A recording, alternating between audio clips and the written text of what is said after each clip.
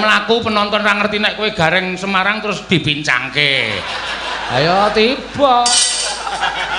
Tekan jero iki. Le pentas ki nek wis nang kene wae rasa saka mburi kok wis pentas. Maksudku ki aku lak ya tertib, masih urung munggah panggung ning kono wis gareng ngono lho. Ayo layange akeh ya ndang digawa ning kantor pos. Napa? Layange wis akeh gawa ning kantor pos. Ora iki diwaca kok. Pundutan lagu ngono lho.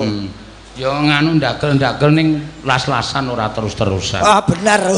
Nek aku arep maca layang ki rasa dikirimke ning kantor pos. Nek kira-kira ora masuk ki aja diomongke.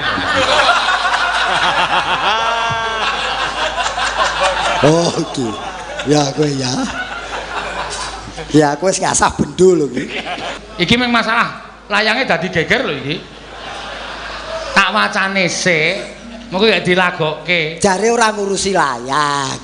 Ya tak urusi wong aku sing mayang kok geger wae kok. Ngono ki lho.